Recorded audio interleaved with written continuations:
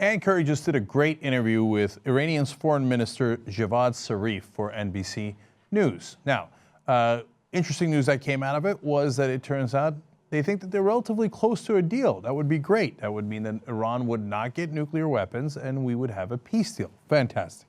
Now, on other parts of the interview, they also made some degree of news.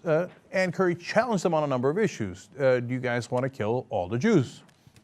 It's an interesting question because they've said things that are similar to that in the past, the Ayatollah has, and Zarif made a good point. He said there are actually a lot of Jews in Iran. We haven't killed them, so no, obviously if that was our intention, we would have gone in that direction, and we haven't. Okay, fair enough. Now, when asked whether they want to annihilate Israel, not as good an answer. So let's go to that exchange. Ann Curry asked, so how does Iran want to annihilate the regime of Israel since you're making the difference between Jews and Israelis? Javad Zarif says, we don't want to annihilate, we don't want to.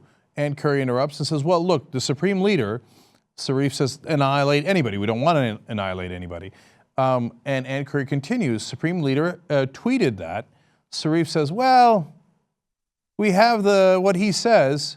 And Ann Curry says, tweeted that it should be annihilated, meaning the state of Israel. And Javad Zarif says, yeah, it should be annihilated. That regime is a threat. It's a threat.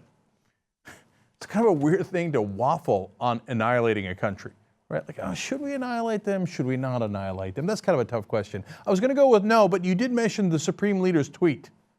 There's so many absurdities here, right?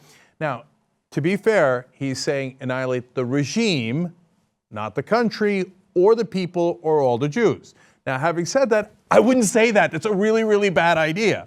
Think about it this way. It's stupid either way. If you actually do intend to annihilate them, I wouldn't give them a heads up. That would be bad strategy. But they don't intend to annihilate Israel. It's stupid, tough guy talk. But if you don't intend it, it does you great damage. It makes you look like madmen. So why would you say that? I know it has to do with internal politics, but you're giving them the queen in the middle of negotiations. You're undermining yourself. It's such a stupid, stupid move. And we shouldn't be surprised given that the Iranian government isn't duly elected. There were no free elections in Iran. You remember when they fixed it in favor of Ahmadinejad earlier? Now he's not in charge anymore, and obviously the Ayatollah is the guy who makes the final decisions.